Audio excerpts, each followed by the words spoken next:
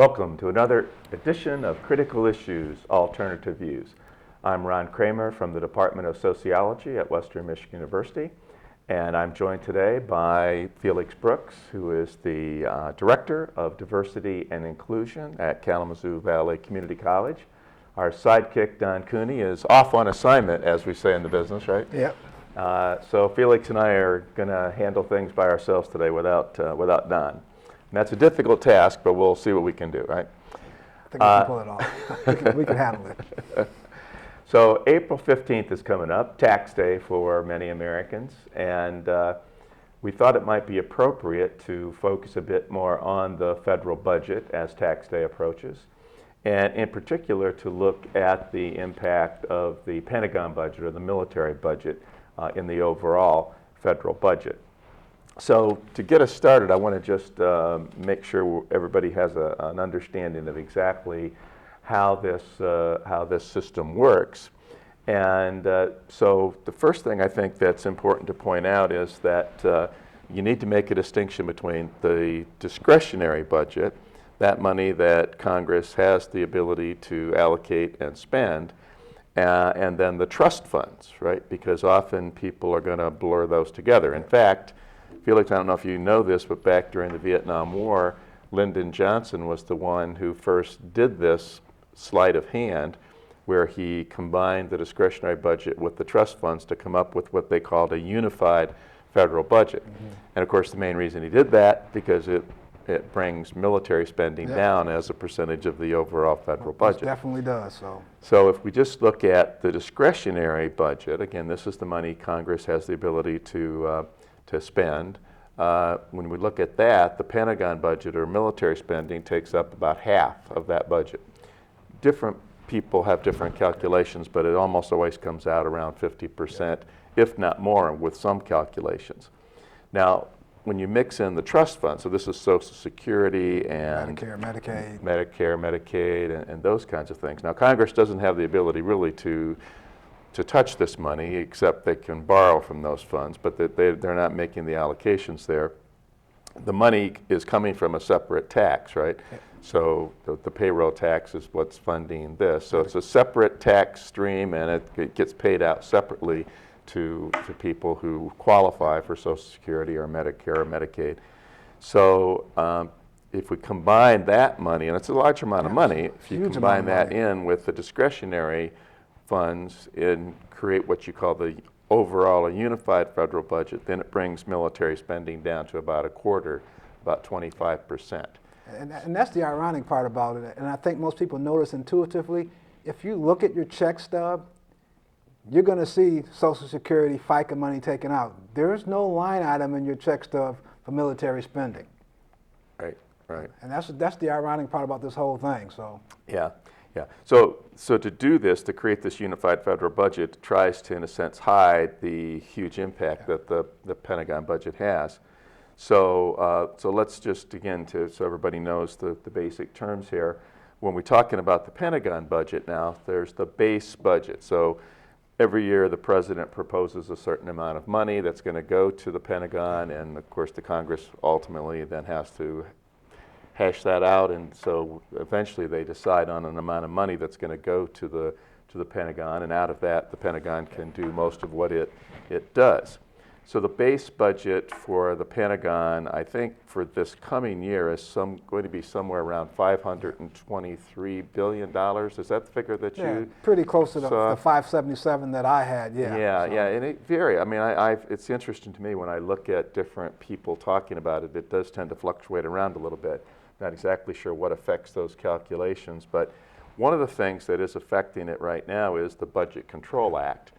And so the Congress trying to rein in spending and do something about the budget deficits has, basically there's this sequestration, and it affects the military as well.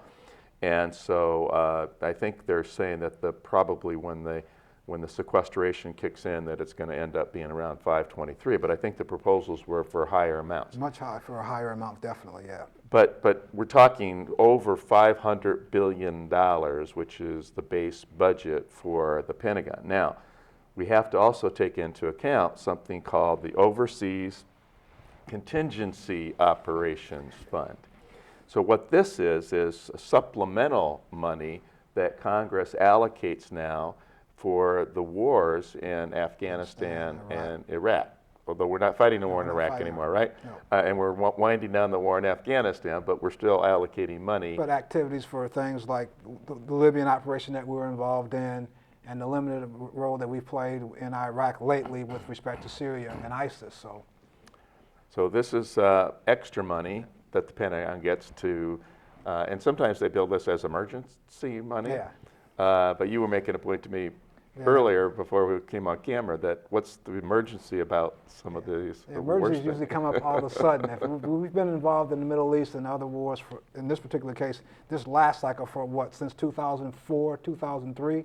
So we've been involved for a long time. So there's not any surprise or contingencies that we're not aware about that we should not have been allocating money for out front in the regular Pentagon budget, but we haven't done that. Yeah. So it's a sleight of hand that goes on here. So this is an extra amount of money. Now this has been in the range of $100 billion or more over those years when we were fighting the Iraq War. It has come down as Obama tried to wind down the involvement in Iraq, and as we're trying to wind down the involvement in Afghanistan, this has come down. I think that Obama had proposed somewhere around $50 billion for the OCO this time around. Now, I want to just add in that because of the sequestration, which limits the amount of money Congress can actually allocate to the Pentagon in its base budget, there are some Republicans that want to throw an extra $40 billion into the OCO, and in a sense creating a kind of a slush fund to give the Pentagon the extra money that the Pentagon says it needs, right? And that some Republican senators and congressmen think they need. So, but this has actually split the Republicans. Some Republicans don't like this as a tactic to increase the Pentagon budget, so the Republicans are fighting amongst themselves over how much money, extra money, should be thrown into this. Because part of that comes back to the core message that they've been trying to sell the public about fiscal restraint and balancing the budget. Well, how do you do so while also creating a slush fund for the military? You can't. Those two things are contradictory. So the base conservative deficit hawks are saying no. We need to put the brakes on this. We can't continue to do this. Well, the Republicans have also have always been afflicted with selective deficit disorder, which means that when they're trying to figure out dealing with a deficit or budget problems, the military spending is always a sacred cow. It's never taken into account. It's only social spending that counts in terms of reducing the budget for some of them. So let's just continue on. We've got the base Pentagon budget, which is going to be well over $500 billion. We've got the overseas contingency operation funds, which is probably going to end up somewhere in the range of $70, $80 billion, I guess, depending on how they thrash this out finally. But that's not the end of it. There's also a lot of non-Defense Department money that gets allocated to military purposes. So one would think that, for example, nuclear weapons would be part of the Pentagon budget, but they're not. All the money that deals with nuclear weapons, and of course right now there's a big issue of trying to modernize the nuclear weapons fleet, but all that money comes out of the Department of Energy budget. So now we've got to throw that money in there. And then, of course, there's all the Department of Homeland Security money, which has become a huge budget item as well. Think about FBI, CIA, NSA, and all that money gets thrown in there as well. The State Department also has money that, although you think about the State Department as supposedly operating in terms of the diplomatic side, but they also have money that funds certain military operations. Taking care of Veterans Affairs, right? I mean, obviously, as a result of these wars and past wars, we have an obligation. I think we have a moral obligation to take care of veterans. And so the VA hospitals and all the other veterans benefits, and that's not counted in the Pentagon budget either, but that's a huge expense. Because there's ongoing costs for that, and there's legacy costs for that too. Yes, and those costs are only going to grow, as we know, because of the result of the Iraq War and Afghanistan, and we know that those figures are going to go up dramatically. So, I mean, also there's interest on the debt that's due to past military spending. So there are some people that sort of say, let's calculate everything that's related to the military budget. And when you do that, the figure that you come up with is $1 trillion or more. Actually, the last time I looked at someone who calculated this, it was $1.3 trillion. That's trillion with a T, right? We're not talking billions. $1.3 trillion. So the United States of America spends over $1 trillion every year on military-related matters, right? So again, I guess one question is, why are we spending this kind of money, and is it necessary to spend this kind of money? And if not, why are we doing it? So you want to take a shot at some of those questions? Let's talk about that last number you talked about in terms of how much money we're actually spending, and then compare it to what our so-called competitors spend. Yes, that's a good. That's like a good number exercise. 2, China. Right. China's spending on military is about $145 billion. So we're spending what, roughly 4 times as much as the Chinese spend on their military, and the Chinese population is 3 times the size of ours. So one has to beg the question: well, what really are our objectives here? What are we really seeking to gain by spending this kind of money? Do we want to have have strategic control over what goes on in the rest of the world? Is that our goal? Because I don't know that our foreign policy is really clear and coherent when it comes to this, and we certainly cannot justify it from a return on investment standpoint. Meaning all the money that we're spending, we're getting a great return on our investment. I was talking to Ron before the show, and James Fallows wrote an article a couple months ago in the Atlantic Monthly, and the title of the article is "Why Do the Best Soldiers in the World Keep Losing? The Decline of the American Military." So his take is, we're spending all this money, and are we any better as a military than we were, say, World War II? And his answer to that is definitely no, it's not. So we still have not justified why we're spending as much money as we're spending right now. There's no rhyme or reason for it whatsoever. I mean, the third country, which is Russia, they spend $60 billion. So you take our roughly $550 billion and Russia at $60 billion, and you ask yourself, why is that there's such a huge gap there? And what are really our objectives in spending this kind of money? And are we really getting the return on investment that we think we should be getting for this kind of money? And my short answer to that question is going to be no, we're not. We can't justify it. But this is what we've traditionally always done, and this was what President Eisenhower's fear was back in the 1950s about the military-industrial complex, that it is an entity in and of itself that needs to continue to feed itself. And that's the only thing I can see that justifies why we outpace the rest of the countries the way we do, because people have a vested interest in high military spending. Mm-hmm. Exactly. So again, I think we should drive home that point a little bit more. So the U.S., the base budget for the Pentagon is always going to be north of $500 billion, and yet China, $145 billion, Russia, $60 billion, and let's just talk about North Korea and Iran, right? Because these are we know that there's been a lot of discussion, particularly about Iran, and is Iran attempting to achieve one nuclear weapon? We have thousands. They're talking about maybe Iran might possibly enrich enough uranium to have one. I mean, I hope that we can come back in the show and talk a little bit more, if not this time, later on, about the situation with Iran. But Iran spends around $5 billion. North Korea spends around $5 billion. Now, again, compare that to the $500 billion. And again, it's not just that $500 billion, it's really double that, right? I mean, really, we need to talk about $1 trillion when we pull in all military-related money. So $1 trillion here being spent on military matters, and at best, $145 billion being spent by China, and much lesser amounts. In fact, if you roll together the military budgets of all the rest of the world, it doesn't come close to the amount of money that the United States is allocating toward the military. And here's another interesting anomaly. One of the folks that we consider one of our biggest allies, Saudi Arabia, they spend $56 billion a year on their military. And Saudi Arabia is a country that's about half the size of Texas, and they spend $56 billion on defense spending, and they're one of our biggest allies in the world. And it seems to just defy logic that they would need to spend that kind of money on military spending, defense spending. Well, it gets back again to some of the strategic foreign policy issues that you raised earlier, and I think we can come back and talk about this. The issue that I want to raise here in terms of why are we critiquing, why are we criticizing this amount of money? Well, there are several reasons that I would be critical of how much money the United States spends.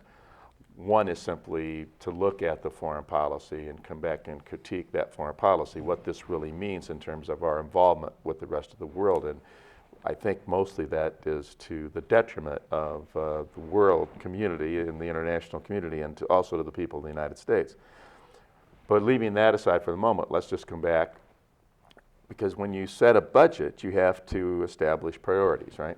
You have to make tough decisions. You have to decide what you're going to allocate toward this purpose, what you're going to allocate toward that purpose. So if we're allocating this huge amount of money, $1 trillion every year, toward the military for whatever purposes, and we'll come back and talk about that again in a moment, but that's money that we don't have available to spend in other ways, right? Infrastructure, social welfare, health care, education. Education. I mean, we can tick off a whole bunch of really critical issues that we know that are important issues for most of the American public right now. And to some extent, again, I think it's not unfair to characterize this huge military allocation as a theft from the social needs, from what the American people really need to have to build a decent society. I mean, think about that for a second. If you go back to the 50s when Eisenhower was making his statements about the military-industrial complex, we were the top country in the world when it came to educating its citizens. As our military spending has gone up, where do we find ourselves in 2015? Somewhere near the lower part of the middle in terms of educational outcomes for our students. I don't find those two things to be a coincidence at all. Mm-hmm. It's a resource allocation question. It is. You bring up Eisenhower, and everybody, of course, knows the famous quote from Eisenhower about the military-industrial complex, which, again, I think we want to come back to and explore that a little bit more. But here's another quote from Eisenhower that I think is really important. Now, remember, Dwight Eisenhower was, of course, a war hero, right? Yep. I mean, he was the Supreme Allied Commander in World War II. Eisenhower knows something about war. He knows something about the military. He was a conservative Republican president. Of course, today, though, I don't think Eisenhower would be drummed out of the Republican Party as it currently exists. He certainly wouldn't, the Tea Party element of the Republican Party would not accept Eisenhower at all, I don't think. But here's what Eisenhower had to say back in the 1950s.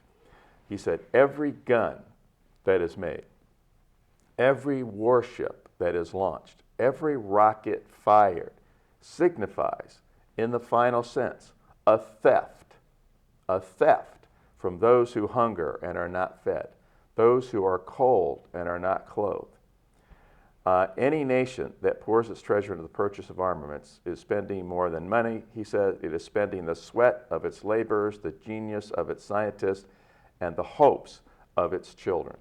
Now, I think this is an important critique coming from an important establishment, military hero, conservative president, that if we're spending money over here on the military, it does constitute a theft. We're having to make a decision to pull resources from these important and vital needs, which he recognized were important and vital needs, and bring it over here. And again, for what purpose? I think we need to come back and raise that question. For what purpose are we spending this money, engaging in the kinds of military interventions that we're engaged in? But it is a theft, and I think it's important. I mean, I think the issue of budget priorities, as we approach tax day as Americans pony up the money that they're spending to the federal government, I think it's important for them to ask, where is my money going? To what purpose is my money being put? Is it being put to create more military interventions, to create more warfare, which in the long run is maybe, I think we could argue, to the detriment of my country, or is it going to make critical investments to make this a more decent, more just society? Infrastructure, education, those things we talked about earlier, the things that we can't seem to get through this Congress. Right. We can spend all this money on the military, but we can't get an infrastructure bill, while our infrastructure around us crumbles all across the country. Doesn't seem to be a priority. It does not seem to be a priority. And again, let's just take that one area of infrastructure, right? I mean, our roads are falling apart. In Michigan, we're going to be confronting this. We've got a vote coming up this spring and our legislature shamefully punted on the issue. They couldn't come up with a plan themselves. I mean, I think that was just ridiculous. Yeah. I just want to come right out on record and say, I think the Michigan legislature totally blew it and did not do their job, did not face up to their responsibilities. No. But what they've done now is to pass the buck on to us and say, okay, public, you vote on whether we should have this increase in the sales tax in order to fix your roads. We're not brave enough, we're not courageous enough to come up with the money on our own, so we want to pass the buck to you so we don't get blamed for tax increases. We're going to make sure you're the ones who have to do it, right? So we've got this vote coming up, and there's a lot of controversy over, what's the best way to fund, to provide the tax money that we need to fix our crumbling roads. But we have to have some kind of investment. Everybody who drives around in Michigan on any of the highways knows this is a critical matter. And it's not just the roads, but bridges. We have many bridges that are in very poor shape. We can also just think about all the other infrastructure needs that our country has in terms of sewer systems and water systems. And in many of our urban areas, we're getting to the point where these are aging systems and are going to need to be replaced or at least renewed or refurbished in some fashion. So there's a lot of important things that we need to do that just helps ensure the basic quality of life for Americans, right? Having good roads, safe bridges, water systems, sewer systems. I mean, these are just basic elements that make for a decent community. And yet we have starved these things. We have not allocated tax money to do these things. And now we have to have these special kind of elections to raise the regressive sales tax, right? A regressive tax to take care of this. So in Michigan, we have to face up that issue. Our legislature would not do its job. It shirked its responsibility. For now, we have to, as citizens, decide, are we going to approve money for this? But the federal government could certainly help out. There's a lot of money that the federal government could provide to the states to help deal with infrastructure. And this is important money because this is a good investment, because this spending on infrastructure creates jobs. There's tons of jobs. It creates good jobs. And it provides the basis, the infrastructure provides the basis for economic development at the same time. So there are all kinds of positives for doing this, from building the decent society to creating jobs to providing the infrastructure that's necessary for future economic development. And so that we don't do this because we're spending all the money on the military just seems to be sort of an insane policy. It seems to defy rational It defies all logic. I mean, we sat here over the last 2 months and listened to all the arguments from the conservatives about the president should build the Keystone Pipeline. And the president's got his sights set a lot higher. He says, no, why don't we just do comprehensive infrastructure stuff? It's going to put a whole lot more people to work than a pipeline that might end up, when it's all said and done, create 1,000 jobs permanent. Why not shoot for something bigger? And when he's brought that up, the conversation gets shut down. Yeah. So it just makes you wonder, well, what are the real priorities here? Yeah. Well, and again, part of it is just whatever Obama proposes, Republicans, in a knee-jerk reaction are opposing right now. I mean, I think we're at a very critical point in our political life that we have such estrangement between the two political parties, and so if Obama wants to do something, no matter how logical and reasonable it is, the Republicans are going to oppose it. Now, there's the other issue here in terms of prioritizing spending is that we need to move away from fossil fuels, right? We did a program a while back on the climate change issue. Denise Keel was here to have a good conversation with us. We know that the vast majority of the fossil fuels have to remain in the ground, right? We need to drastically reduce the amount of oil and coal and gas that we're extracting and burning if we're going to have any hope to deal with the effects of climate change. So it would seem that a logical way for government to help out here is to invest in renewable energy, right? We need that critical investment in order to make sure that we're moving in that direction. We have to reduce the fossil fuels. We've got to develop the renewable energy. This to me would seem to be a perfect issue for investment. And yet again, we're not making those investments. Other societies are. Other societies, even China is making significant investments there. Germany's way ahead of the game.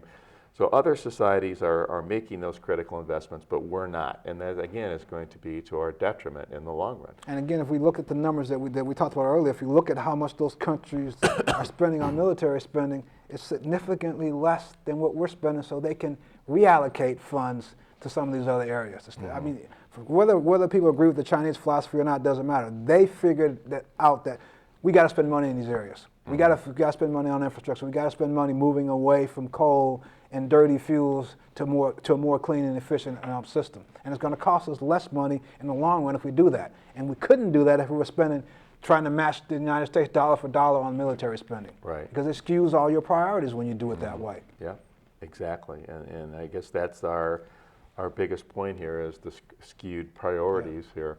All these critical needs. So we've talked about infrastructure, we've talked about renewable energy. Let's just talk about education for a moment. You and I are both educators, and we know that for many of our students today, going to college is becoming a huge economic burden. Our students are ending up being saddled with huge amounts of debt, which is going to be very difficult for them to climb out under, even over the course of their working lives, right? And so is this an incentive for people to come to college and get that critical education that they need? It's not. But so let's just take Germany. I was in Germany a month ago, had spent some time in Berlin, gave some lectures at the Free University of Berlin. And I think my students would be amazed to know that all those German students that I came in contact with are all going to college for free. The state, their government makes it, if you want to go to get a higher education degree, you can do so. Free higher education. And I was just talking to Grace Lawamba, who runs the YWCA, and she spent time in Sweden, and she was telling me the same story, that their government infrastructure is such that they encourage and pay for their kids to go to school because they think that that's an important priority for the state. And they're nowhere to be seen on this military spending list because they have a different set of priorities in their country. Right, right. So again, here's a huge investment that's being made in young people, in helping to build a decent society. And yet, again, sort of perversely, with our distorted priorities, we're spending all this money over here on military intervention. I would even be stronger and say on building empire and dealing with this military-industrial complex, feeding that, rather than investing in our children and investing in our future. And in the long run, the questions that get asked and continue to get asked is, the two wars that we were involved in Iraq and Afghanistan, have we left those countries better off than when we came there? And that's still open for debate. All the money that we've spent, that's still open for debate. Have we actually left these people better off than when we came there in the first place? Exactly, yeah. So maybe we now need to go to that question again. So we know that we're investing all this money on the military. We're not investing it over here in our people and education and renewable energy and building infrastructure, all critical needs. So why is it? So some people would say, well, it's unfortunate, but we have to do this because we need to defend ourselves, right? That these are threats and we have to respond to the threats, and only the United States has the wherewithal and the military capability to respond to these threats. We're fighting this war on terrorism, and it's sad that we have to do this, but it's necessary. So I think a lot of people would make that argument. And again, this is where, again, I think I would disagree, that I really don't think, well, let's go back to World War II, right? By the way, we were much more honest during World War II. We called it the Department of War. Yeah. Henry L. Stimson was the Secretary of War during World War II. Then after that, we changed it to the Department of Defense, right? But is it really defense? I mean, I think this is the issue that needs to be confronted. Is it really necessary to spend all this money to defend the United States? Or is there some other purpose for this huge military and the kind of military intervention we're engaged in, right? So is it really necessary for defense? And I would argue that you can take any military intervention in the post-World War II era, and I think you'd be hard-pressed to really justify that was to defend the people of the United States, or even the vital interest of the United States. Or even promote democracy for that. Or to promote democracy. I mean, if you really look at every one of the major military encounters and most of the minor ones, I don't think they had anything to do with actual defense. That were the interest, the geopolitical and economic interests were different than actually defending the United States. I mean, you look at Vietnam. Why were we in Vietnam? Because there were more geopolitical considerations between us and the Russians than there was anything that we had to defend ourselves from. Because the Vietnamese, they never attacked the United States. They never attacked Americans. There was no Pearl Harbor moment there. Right. But yet right. we were over there for for many years, spending a lot of blood and treasure to promote a country that today is not even a democracy. I mean, it's just ironic. Noam Chomsky often refers to the U.S. invasion of Vietnam, and people just look so puzzled that they can't even wrap their head around the conception that we somehow invaded. But again, what else do you call it when you send, that many troops over to a foreign land to help, to deal with their governmental structure, right? What is that unless it's an invasion?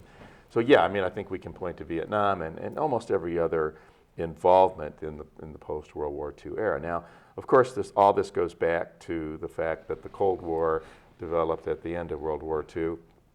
By the way, I would also just say in terms of, so we're talking about some of the strategic foreign policy issues. We want to talk about the institutional self-interest, which is the military-industrial complex. Yep. But there's also another very important component here, and that is what I would call the various cultural narratives, right? The various cultural stories that we tell ourselves about who we are as a country and what we do and why our military interventions have to take place.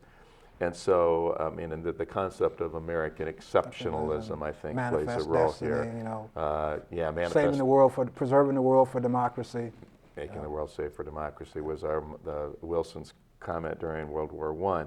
And again, just a general kind of sense of nationalism and patriotism, right? And so some of the cultural stories that we tell, and here's where, again, I think, to some extent, World War II set the pattern here, because Studs Terkel did that famous book, The Good War, right? Yeah. Although Studs put good in quotation marks, right? The Good War. And so we do consider World War II the Good War. Obviously, there was a monstrous evil in Hitler and Nazi Germany that we were responding to. There was the Japanese Empire that we're confronting. There was the Pearl Harbor attack. And so for most people, most Americans, they do consider World War II to be the good war, a just war, a war to preserve democracy, a war against evil dictators, right? Monstrously evil dictators such as Hitler. So I think one of the things I think we draw out of World War II is kind of a model for American military interventions. We're the good guys. We always do the right thing. Our efforts at the military are always to defend ourselves and to defend others and to promote democracy and freedom. And so that's the story, that's the cultural narrative, and that's extremely strong. And of course, there's strong elements of truth in it related to World War II. Now, there are other elements of World War II that we could get into and that historians have detailed. I mean, it's not that there was just one empire in the Pacific. There were two empires in the Pacific. And why was our fleet all the way out there in Hawaii rather than on the West Coast? It had been moved to Hawaii in a deliberate provocation so you had the confrontation of two empires there. But nonetheless, I think most people would still consider World War II to be the good war and the model.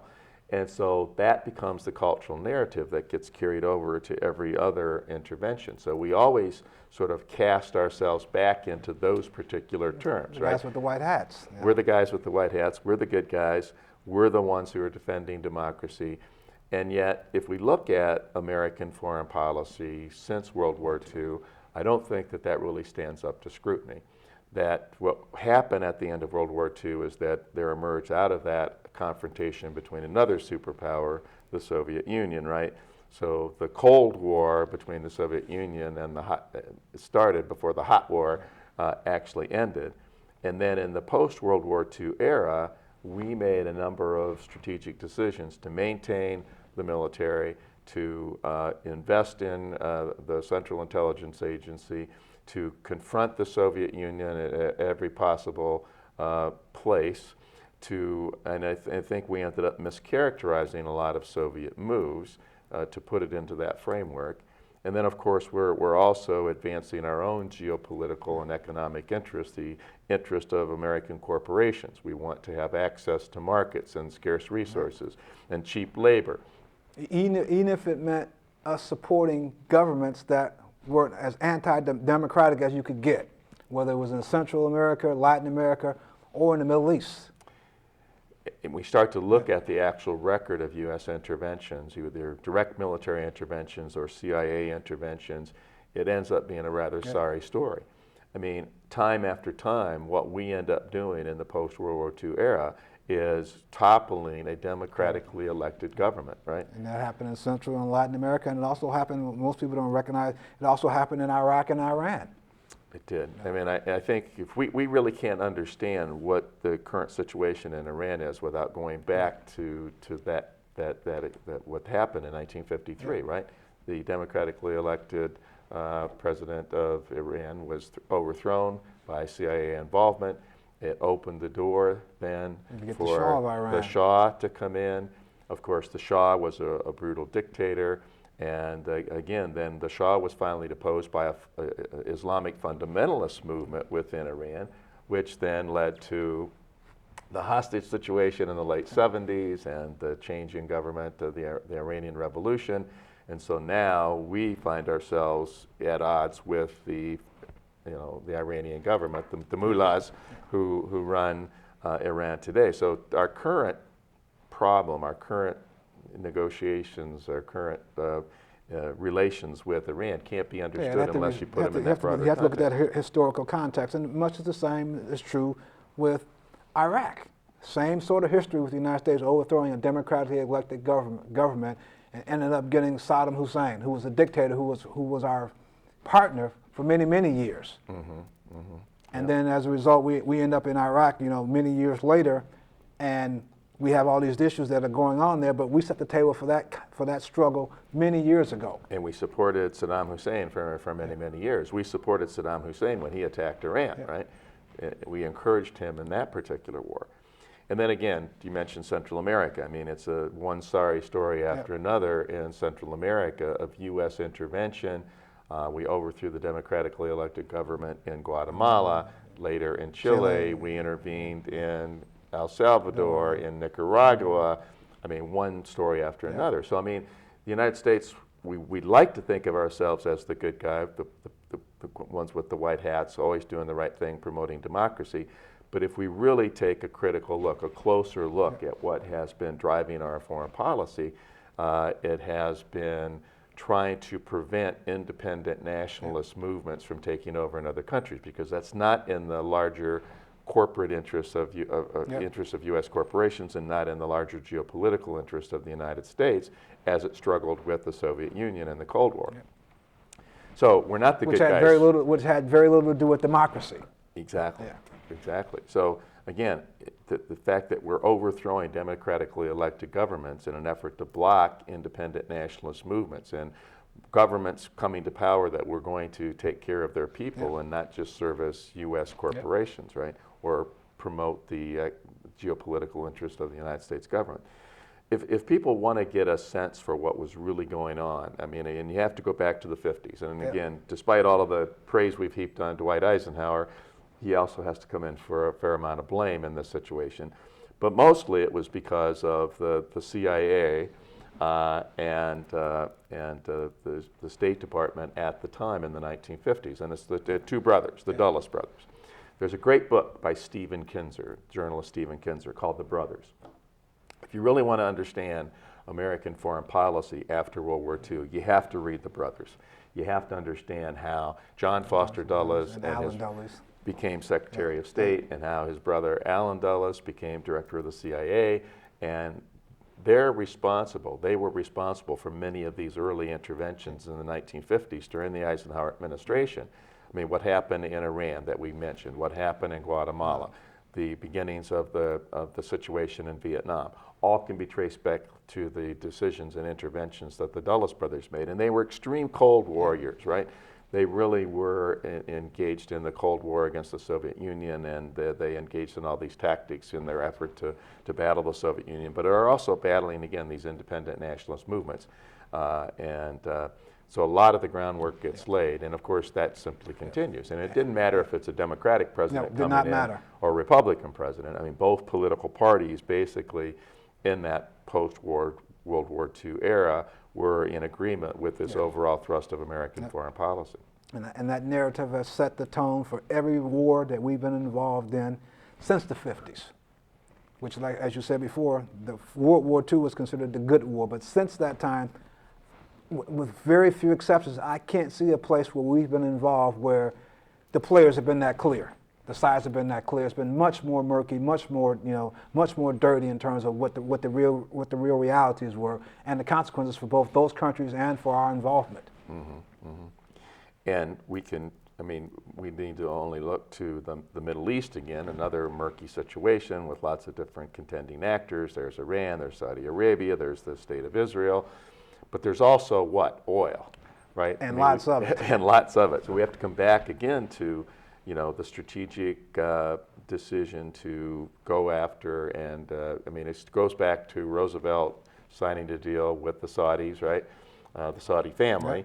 That again, we would have access to their oil. We would start to provide them protection and economic and military assistance. And again, part of the reason why we're attempting to block Iran is because Iran is a threat to the Saudis' domination. Of course, Iran also, if it dominates the region, poses a threat to the State of Israel. And so again, we're in there involved in many matters, supporting players that often are not democratic and are not advancing what could be considered the legitimate interests of the United States people. But again, corporate involvement, access to oil, again, we come back to those particular issues. So, again, many people will use the term empire and imperialism. And I know that sounds strange to many Americans. They never think of themselves as an empire. They don't think of us acting as imperialists. But if you really analyze the situation, it seems hard-pressed not to bring those terms into play. No country has enjoyed this sort of dominance in terms of its stature in the world, with the exception of the Romans. And they were an empire. And for us not to acknowledge that, this huge footprint we put out there in the world and say that, well, we're not an empire, it's naive. The United States has over 700 military bases ringing the world. Over 700 bases. Now, do we need 700 military bases around the world to protect our own shores from a foreign invader?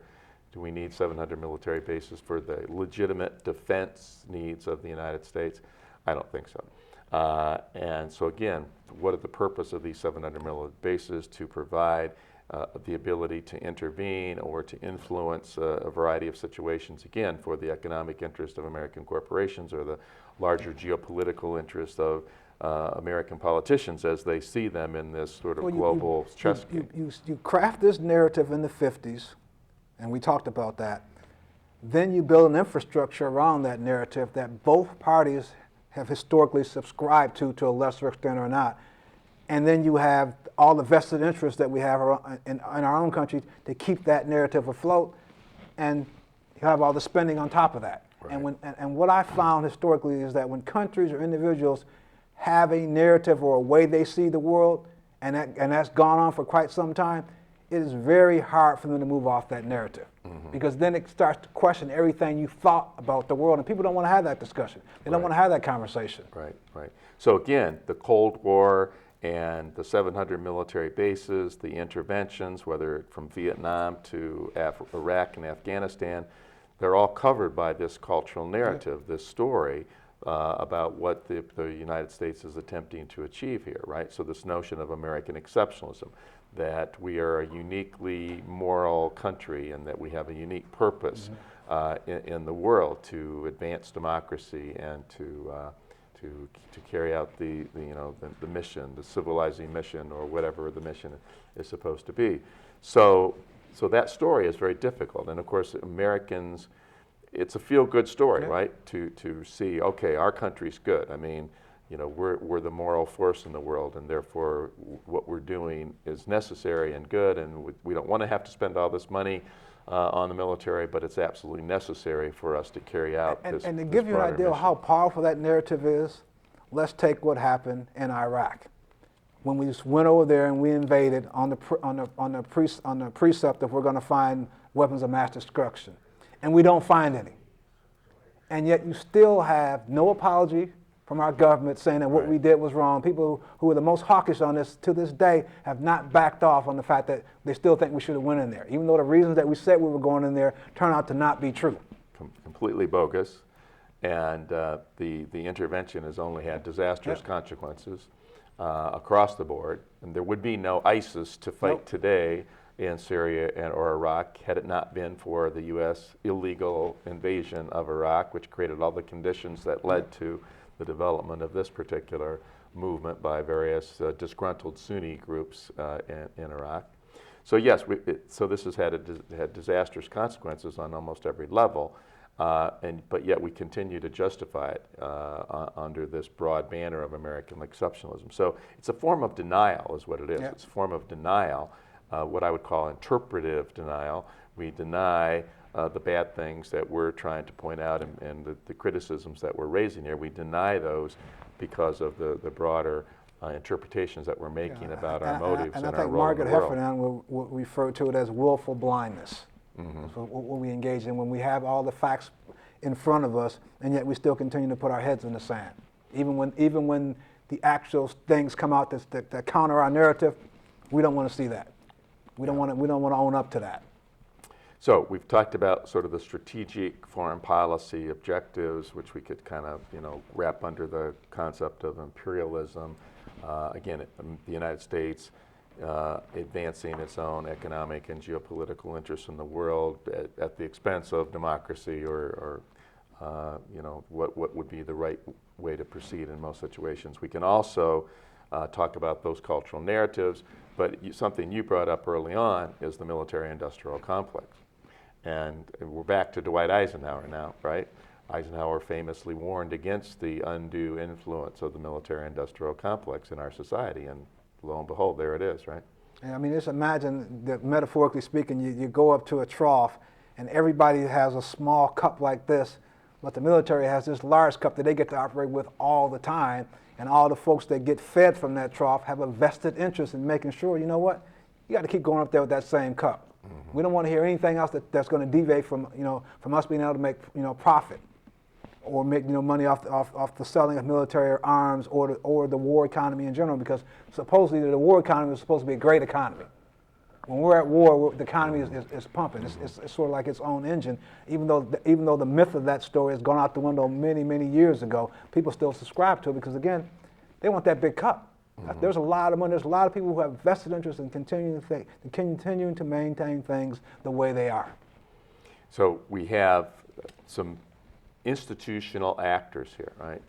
So we have, of course, the Pentagon, and I mean it's clear that any large bureaucracy is always seeking to enhance its own domain and advance its own goals. But we also have many private corporations in the defense industry, right, who stand to make huge profits from selling weapon systems or other things to the military.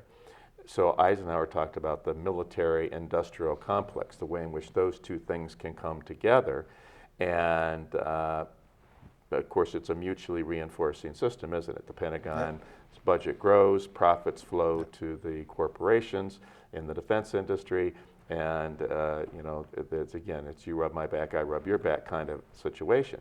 And what it does is has a very distorting influence. So we don't sit down and make rational decisions about how much money we have to spend in terms of military defense. We've got a system in place that's ratcheting up the cost without any reference actually to what's really necessary or legitimate. And the system is exquisitely designed to produce just the outcomes we've gotten right now, which is the spending of vast amounts of money and putting the military equipment and hardware in the hands of, whether they're allies or not, of folks that we know all over the world. So it just feeds on itself. And nowhere is that more apparent when on a generic level, the Congress some 10 years ago said, we're going to try to do a reasonable look at military bases around the country and the world and decide which ones we're going to close, having that general argument. Well, the devil was in the details. try to close the military base and see all the pushback you get about how essential this is. And that goes into that large figure of money that we continue to spend, because once we get down to actually trying to dismantle these pieces, we find ourselves in really, really rough waters.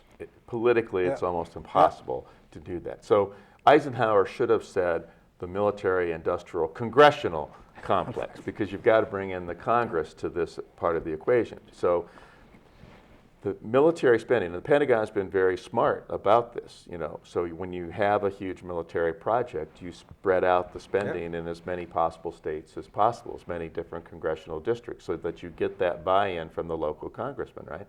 So if we close down this weapon system, let's say we have a weapon system that even the Pentagon says it doesn't want anymore, and we've had a few of those. We've had a few of those. The Pentagon says, yeah, we don't really need that. We've got everything else. We don't need that particular toy. Try to close that down, right? Congress won't let them, because you're going to have to close bases or shut down or affect economic entities, corporations in some congressman's district, right? Yep. Or a couple of different congressman's districts, congressperson's districts, and they're going to scream bloody murder. They're going to come in and stop the Pentagon from cutting that particular weapon system. So now we've got other vested interests. So we've got the vested interest of the Pentagon, we've got the vested interest of the defense industry, we've got the vested interest of members of Congress, and all of those things come together. Some people have used the term the iron triangle to talk about this, but the military-industrial congressional complex now. So this is driving increases in defense spending completely without reference to no logic at all to what's really necessary for the defense of the United States. The Department of Defense should be about defending the United States from real threats, right? And so what we don't get any real objective analysis of that. We get a ratcheting up process through this military-industrial complex. Again, not related at all. And anybody who tries to counter that narrative is deemed as unpatriotic. Right. So we're going to raise the flag and say, well, this person is obviously weak, vacillates, he or she doesn't love America. Right. The way we do. Right. You're weak on defense. And of course, for some Democratic presidents, this has been or presidential candidates, this has been a fatal flaw, hasn't it? I mean, think about Mike Dukakis. Yep. I mean, man, Dukakis got hammered for being soft on crime with the Willie Horton ad. He got hammered on being weak on defense. And then, of course, he made that silly campaign appearance where he's got the helmet on and riding around in the tank, and was able to be really ridiculed. But you're weak on defense. If you don't support the Pentagon budget, if you don't support what the military-industrial complex is doing, you're weak on defense. That's all part of that narrative, That's all part of when Dulles and his brother back in the day basically said, here's how we're going to attack our enemies if they come after us, because we're anticipating this is going to happen. And here's the narrative that we're going to use, and it still works to this day. Yeah. So I hope that what we've been able to talk about today are some of the structural and cultural and institutional factors that drive the Pentagon budget, that lead to these huge expenditures of money, which in our view with this critique is not necessary. We don't need to spend this amount of money to be safe, to cover the legitimate defense needs of the United States, that this money is being used for other purposes that end up making us less safe because it promotes terrorism in the world. I mean, if we really objectively analyze what causes terrorism, it's more likely to be the foreign interventions that spark the terrorism, and then our military responses only ratchet up that amount. So we've got this huge problem. Now, we only have a few minutes left here. So there's a group out there called the Coalition on Human Needs, and I just wanted to mention a recent letter that they've sent out. And they basically say that there are 4 principles that we need to think about in relationship to military spending and the federal budget in general. So let me just tick them off quickly. Principle 1, protect low-income and vulnerable people, right? We have 45 million people in poverty. Many social safety net programs are being shredded because we don't have enough money to spend on them, right? 2, invest in broadly shared prosperity. This is what you and I were talking about with the infrastructure spending or the education spending, renewable energy spending. 3rd, increase revenues from fair sources, right? So we can come back and talk about the tax system, and mostly we have regressive taxes. We need to move more toward progressive taxes. We need to shut down tax loopholes for corporations and the giant subsidies flowing to the corporate sector. We need to have a fair tax system. Most Americans don't mind paying taxes if they think it's a fair tax system. And then the final principle is to target wasteful spending And of course, the prime example of wasteful spending is the Pentagon here, right? So, and again, this would seem to me that if you were a fiscal conservative, right? I'm a fiscal conservative. I'm concerned about the budget deficit. I'm concerned about the government growing too big. It seems to me that a proper place to focus attention is on the Pentagon. Where is there more wasteful spending in the United States than the military budget? They don't even know how much money they have or where they spend it, or they don't have any way to even account for all the money that they've received over the years. They can't even keep track themselves. They're so awash in cash. So I think those four principles are very solid ones that hopefully would inform any discussion or debate about the federal budget. All right, we have 2 minutes left. Any last words about the military budget? So. Again, I point to people and tell them that this James Fallows article is definitely a good piece to read to give you a starting point to enter into the debate as it relates to our actual return on investment for all this money that we're spending. And clearly, he concludes, and I think a lot of folks will conclude the same thing, that we're spending far too much money. We don't need to spend this kind of money. And we're not getting the results that we say we want to get in the first place. We need to think about that long and hard and think about what our real priorities should be. And we're not getting the outcomes that we want in terms of the actual interventions, but at the same time, we're also causing horrible problems and much destruction for our own people who are in the military, right? This is a voluntary force. How many, I mean, it's just, to me, ridiculous to keep sending these young men and women back to Iraq and Afghanistan or the Middle East time and time 4, 5, and 6 again, tours of duty. Given what we know about the effects of post-traumatic stress, knowing the problems that are resulting from these continued deployments. And these are many of my students, and I just see them going back time and time again, interrupting their education. It's not fair to these young men and women who have bought into the story and have volunteered to serve, to defend America, to promote freedom. And I think to some extent it's been a cruel hoax on many of them, and they end up, in a sense, being the victims in the long run of this foreign policy that we've adopted. All right, we're out of time for this round, so for Felix Brooks, I'm Ron Kramer. We hope to have Don Cooney back with us next time, and we hope you too will join us again on Critical Issues, Alternative Views. Thanks for joining us.